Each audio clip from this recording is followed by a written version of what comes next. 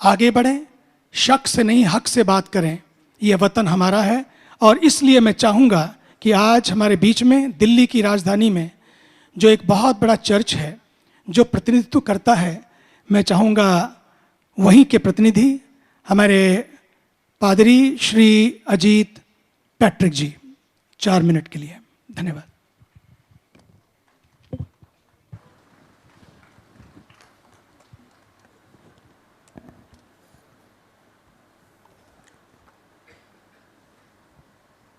सर्वप्रथम मैं यीशु मसीह ईश्वर का धन्यवाद करना चाहूँगा जिन्होंने हमें गुरुओं के चरणों में आने का सौभाग्य प्रदान किया है और इस मंच पे विराजमान सभी धर्म गुरुओं का, संतों का मैं करबद्ध नमन करता हूँ।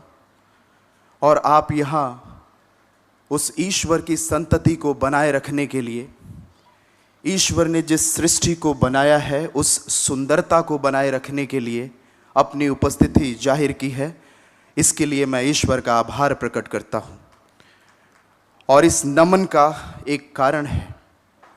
नमन का कारण ये है कि एक तरफ नफरत की चिंगारी है, एक तरफ नफरत की चिंगारी है और दूसरी तरफ धर्मों का सम्मेलन जारी है।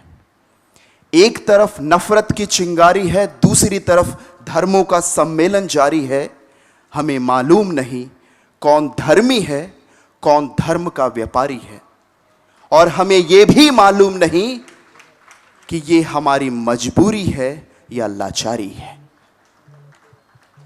प्यारे दोस्तों, सौभाग्य है हमारा कि हम ईश्वर के नाम से एक मंच पे एकत्रित हैं, चाहे हम जिस भी धर्म को फॉलो करते हैं। हमारे मंच पे अनेक धर्मगुरु विराजमान हैं। ये किसी धर्म की परिकल्पना को लेकर हमारे सामने नहीं आए हैं। ये ईश्वर की परिकल्पना को, ईश्वर की मोहब्बत को हमारे बीच में बांटने के लिए आए हैं। क्योंकि किसी ने कहा है कि ईश्वर किसी धर्म की जागीर नहीं है। ईश्वर किसी धर्म की जागीर नहीं है और धर्म किसी पन्नों की या फिर धर्म की हकीकत किसी पन्नों की लकीर नहीं है। ईश्वर किसी धर्म की जागीर नहीं है और धर्म की हकीकत किसी पन्नों की लकीर नहीं है। मोहब्बत है उस खुदा का नाम। मोहब्बत, प्यार, प्रेम, मोहब्बत है उस खुदा का नाम। और जिसके दिल में मोहब्बत नहीं है उससे बड़ा कोई गरीब नहीं है, उससे बड़ा कोई बेज़मीर नहीं है। क्योंकि दोस्तों, जो ईश्वर को प्यार करता है, जो ईश्वर को प्यार करता है वो मानवता से बैर नहीं कर सकता। जो ईश्वर से प्यार करता है वो इंसानियत से नफरत नहीं कर सकता। और अगर कोई कहता है कि मैं ईश्वर से प्यार करता हूं और इंसानियत से नफरत करता है तो वो सबसे बड़ा झूठा है, ढोंगी है, मक्कार है। अगर सचमुच हमें अपने धर्म की अस्मिता को बचाना है, अगर सचमुच हमें अपने धर्मों की हकीकत को जिंदा रखना है, जीवित रखना है, अपने आने वाली पीढ़ी को प्रदान करना है, तो हमें वो श्लोक जो हमारे हिंदुइज्म में मिलता है कि सर्वे भवन्तु सुखिनः, सर्वे सन्तु निरामया, सर्वे भद्राणि पश्यन्तु, मा कश्चित् दुःख भाग् भवेत्, और वसुधैव कुटुंबकम की जो सभ्यता है उस सभ्यता को जीवंत करना जरूरी है, अहम है।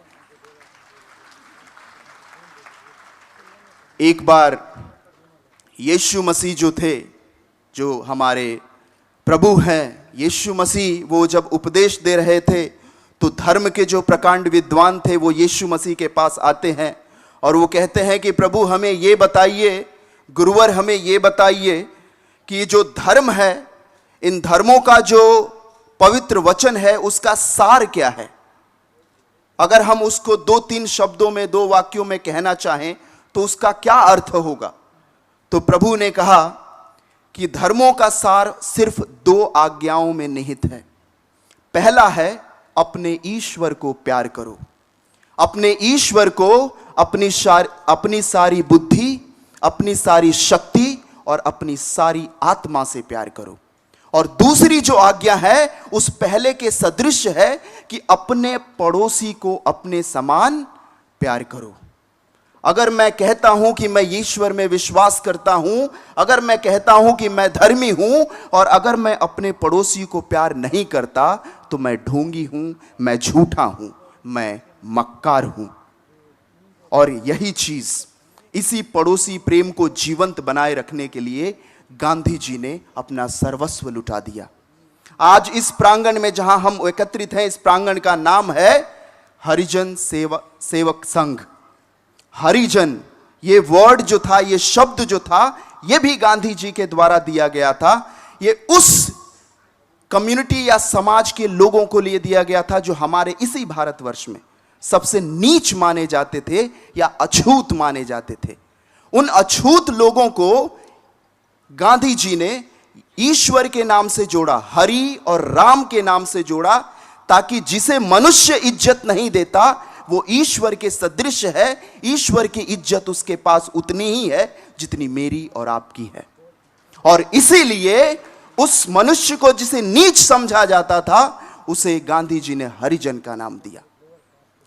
यह है पड़ोसी प्रेम करना, जिसे मैं और आप जाति और धर्म के नाम पे बोलना नहीं चाहते, छूना नहीं चाहते, उसे ईश्वर अपना बनाना चाहता है। वही है पड़ोसी प्रेम। और उसी पड़ोसी प्रेम को अपने जीवन में क्रियान्वित करना बहुत जरूरी है। और इसी चीज के लिए मैं और आप यहां पे इकट्ठे हैं। गांधी जी ने दो और शिक्षा दी थी, एक सत्य और दूसरी अहिंसा। यीशु मसीह भी कहते हैं कि know the truth and truth will set you free. सत्य को जानो और सत्य तुम्हें स्वतंत्र कर देगा। And if you claim to know the truth, if you claim that you know the truth, then you must be able to forgive others. You must learn to love others. And if you are not able to love others, अगर आप दूसरों को प्यार नहीं कर पाते हैं, अगर आप दूसरों को क्षमा नहीं कर पाते हैं, irrespective of who the person is or from where the person is, आदमी कहां से है, औरत कहां की है, कैसी है, इन सब चीजों को पीछे रख के अगर हम इंसानियत से मोहब्बत नहीं कर पाते हैं, तो अगेन हम ढोंगी हैं, हम झूठे हैं, हम धर्मी नहीं हैं। इसलिए हमें इस इंसानियत को प्यार करना जरूरी है।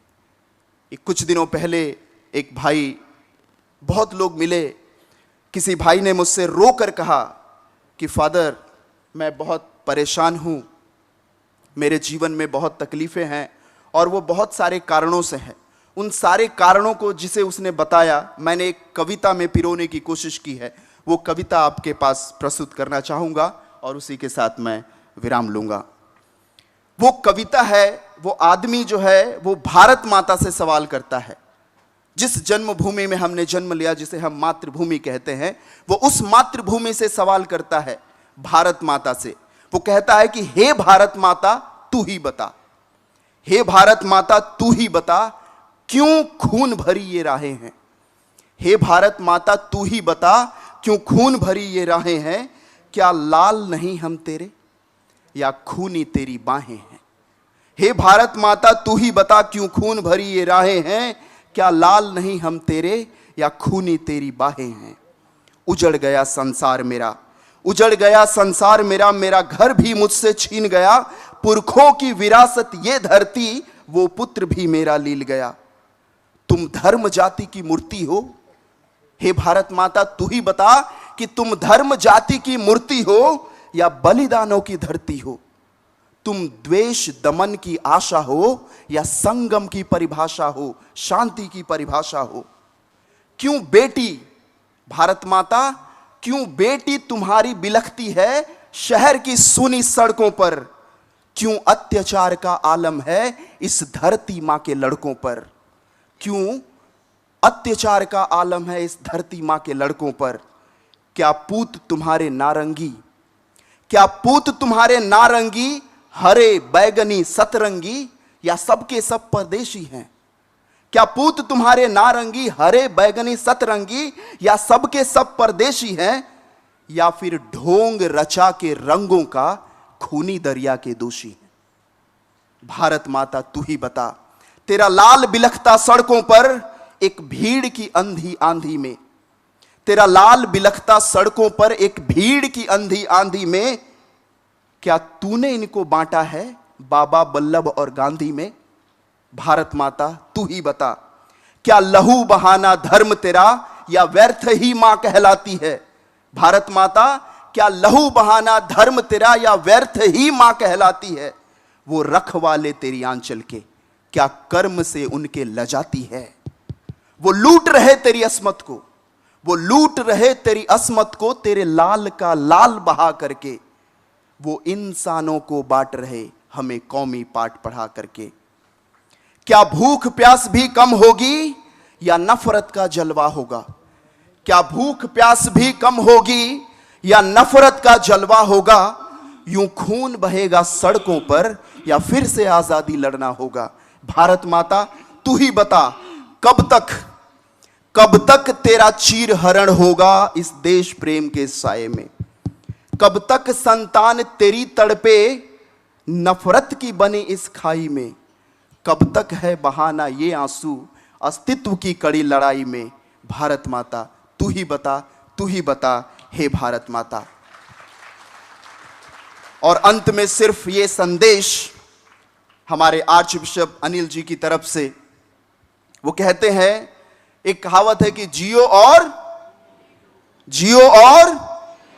आज के बाद ये परिभाषा बदलनी चाहिए। जियो और जीने दो काफी नहीं है, क्योंकि एक गधा भी जीता है और दूसरे गधे को जीने देता है, कोई फर्क नहीं पड़ता है। आज से ये हमें लेके जाना है शिक्षा की जियो और जीवन दो। अगर मैं जिंदा हूं तो मेरे जीवन के द्वारा दूसरों को जीवन मिलना चाहिए, क्योंकि अपने जीवन को शुद्ध और पवित्र रखने के लिए हमें परमेश्वर की आत्मा के आवरण में रहना बहुत जरूरी है। और अगर हम परमेश्वर की आत्मा के आवरण में जिंदा हैं तो हम ये जरूर कहेंगे, जैसे किसी शायर ने कहा है कि निर्बल को धनवान, निर्बल को बलवान बना दे या अल्लाह, निर्बल को बलवान बना दे या अल्लाह, वहशी को इंसान बना दे या अल्लाह। हिंदू मुस्लिम सिख ईसाई एक ही थाली में खाएं, ऐसा हिंदुस्तान बना दे या अल्लाह। जय हिंद, जय भारत, जय मसीह की। और अब हमारे बीच में